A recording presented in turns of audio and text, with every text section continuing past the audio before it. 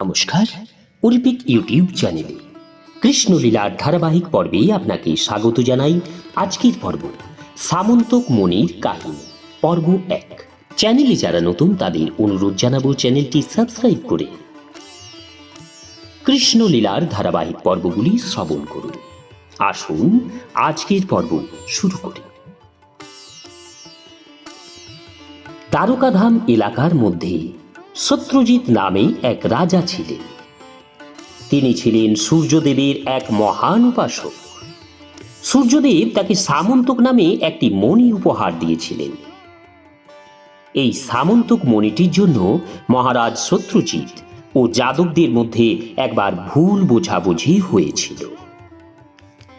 পরে সত্যজিৎ শ্রীকৃষ্ণের হাতে তার কন্যা সত্যভামাকে সামন্তক মণিটি সহ সমর্পণ করলে এই সমস্যার সমাধান হয়। এই সামন্তক মণিটির জন্য সত্যভামার সঙ্গে শ্রীকৃষ্ণের বিবাহ হয়েছিল। শুধু তাই নয়, জাম্ববান তনয়া জাম্ববতীর সঙ্গেও তার বিবাহ হয়। প্রদ্যুম্নের জন্মের পূর্বেই এই দুটি বিবাহ উৎসব অনুষ্ঠিত হয়েছিল। রাজা সত্যজিৎ কিভাবে যদুবংশের অবমাননা করেছিলেন এবং পরে কিভাবে তার সুবুদ্ধি ফিরে আসে, আর তখন তার কন্যা ও সামন্তক মণিটি তিনি কিভাবে শ্রীকৃষ্ণকে অর্পণ করেন, সেই কাহিনী নিয়েই আজকের পর্ব। সূর্যদেবের এক মহান উপাসক হওয়ায় মহারাজ সত্যজিৎ ক্রমশ তার সঙ্গে পরম মিত্রতায় আবদ্ধ হয়ে পড়েন। সূর্যদেব রাজার প্রতি অতীব তুষ্ট হয়ে তাকে সামন্তক নামে একটি অত্যদ্ভুত মণি দান করেছিলেন। সামন্তক মণি সমন্বিত কণ্ঠহার পরিধান করলে সত্যজিৎকে অবিকল সূর্যদেবের মতো দেখাত। সামন্তক মণিতে ভূষিত হয়ে তিনি যখন দ্বারকাপুরীতে প্রবেশ করতেন, তখন নাগরিকরা মনে করত যে শ্রীকৃষ্ণের সঙ্গে সাক্ষাৎ করতে সূর্যদেব এসেছেন। তারা জানত যে পরমেশ্বর ভগবান শ্রীকৃষ্ণকে দর্শনের উদ্দেশ্যে দেবতারা দ্বারকাপুরীতে আসতেন। এই জন্যই সত্যজিৎ যখন দ্বারকা ধামে আসতেন, একমাত্র শ্রীকৃষ্ণ ছাড়া সকলেই তাকে স্বয়ং সূর্যদেব বলে মনে করত। সকলের পরিচিত হলেও সামন্তক মণির তীব্র উজ্জ্বল আলোকে তাকে চেনা যেত না। এক সময় ভুল করে দ্বারকাপুরীর কিছু বিশিষ্ট নাগরিক শ্রীকৃষ্ণ সাক্ষাৎকারের উদ্দেশ্যে দ্বারকাতে সূর্যদেবের আগমনের সংবাদ জানাতে অবিলম্বে তার কাছে গিয়েছিল। সেই সময় শ্রীকৃষ্ণ পাশা খেলছিলেন। দ্বারকার একজন বিশিষ্ট ব্যক্তি বলল, হে নারায়ণ, আপনি পরমেশ্বর ভগবান বিষ্ণু বা নারায়ণ, কায় বহুরূপে আপনি শঙ্খ চক্র গদা পদ্ম ধারণকারী চতুর্ভুজ শ্রী বিগ্রহ।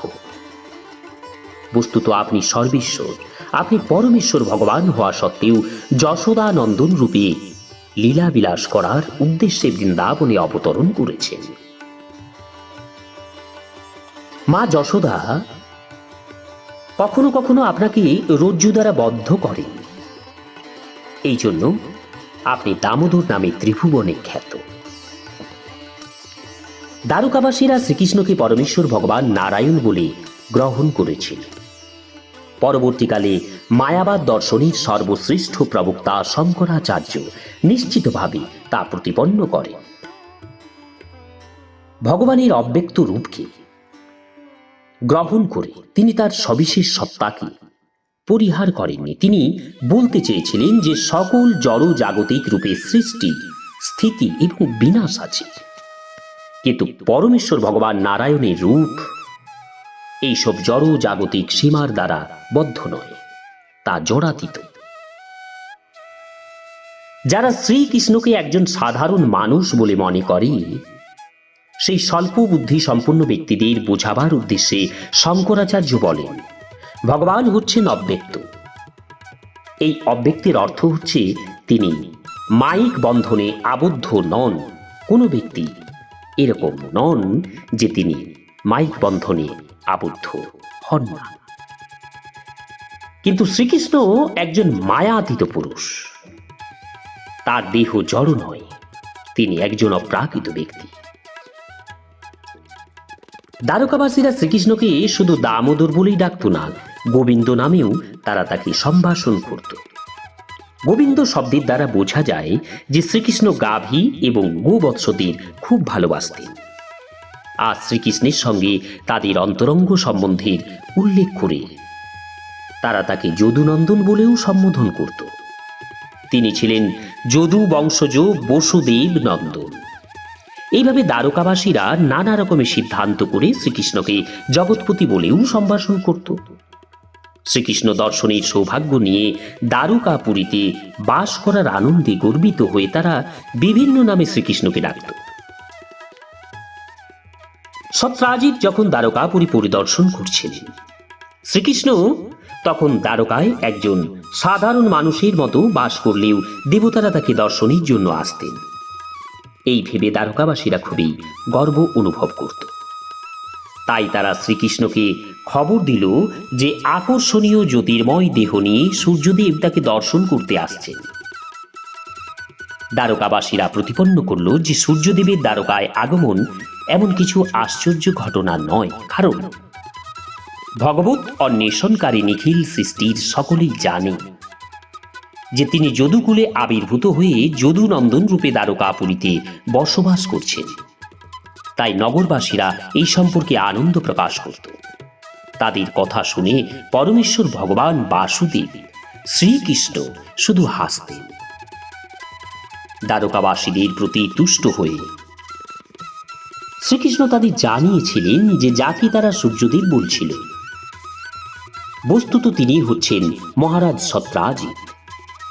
আর সত্রাজিৎ সূর্যদেবের কাছে পাওয়া সামন্তক মণির ঐশ্বর্য প্রদর্শন করার জন্যই দ্বারকাপুরী দর্শনে এসেছিলেন। সত্রাজিৎ কিন্তু শ্রীকৃষ্ণের সঙ্গে সাক্ষাৎ করতে যাননি। তিনি সামন্তক মণির দ্বারা মোহাচ্ছন্ন হয়ে পড়েছিলেন। ব্রাহ্মণ দ্বারা পূজার উদ্দেশ্যে তিনি মণিটি একটি মন্দিরে প্রতিষ্ঠা করেছিলেন। এটি জড়বস্তুর উপাসনাকারী এক স্বল্প বুদ্ধি সকাম কর্মের ফল অচিরেই লাভের উদ্দেশ্যে। ভগবদ্গীতায় উল্লেখ আছে যে অল্প বুদ্ধি সম্পন্ন ব্যক্তিরা তাদের সকাম কর্মের ফল অচিরেই লাভের উদ্দেশ্যেই জগতের অন্তর্ভুক্ত দেবতাদের উপাসনা করে।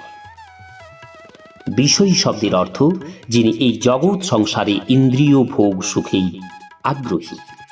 পরবর্তীকালে শ্রীকৃষ্ণ মণিটি চাইলেও মহারাজ সত্রাজিৎ মণিটি তাকে দেন। পক্ষান্তরে পূজার উদ্দেশ্যে তিনি মণিটি মন্দিরে প্রতিষ্ঠা করেছিলেন। আর কেই বা মণিটি পূজা করবে না?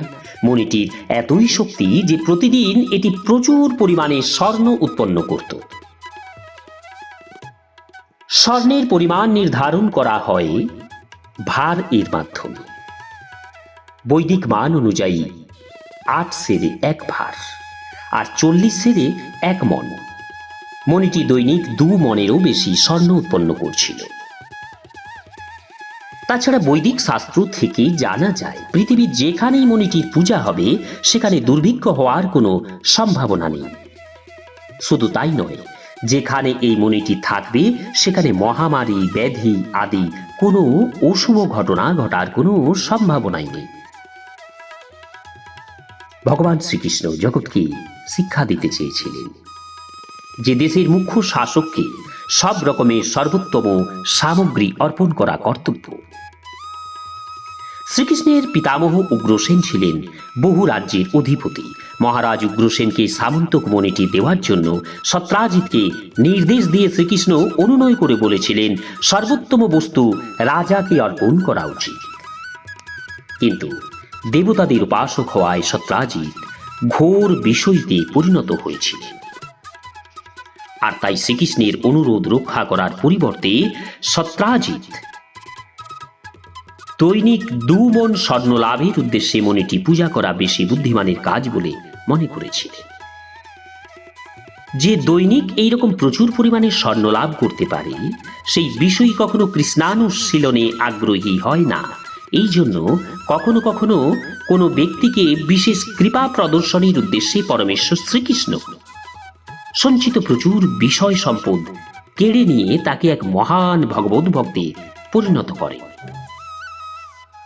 কিন্তু শ্রীকৃষ্ণের আদেশ পালনে অনিচ্ছুক সত্রাজিৎ তাকে মণিটি অর্পণ করলেন না। এই ঘটনার পর পারিবারিক ঐশ্বর্য প্রদর্শনীর উদ্দেশ্যে সত্রাজিতের কনিষ্ঠ ভাই মণিটি তার কণ্ঠে ধারণ করে নিজ বিষয় সম্পদ দেখিয়ে অশ্বারোহণে বনে গিয়েছিল। সত্রাজিতের ভাই প্রসেন যখন বনের মধ্যে ইতস্তত ভ্রমণ করছিল, তখন একটি বিরাট সিংহ তাকে আক্রমণ করে। তাকে ও তার বাহক অশ্বটিকে হত্যা করে মণিটি নিয়ে সে তার গুহায় চলে যায়।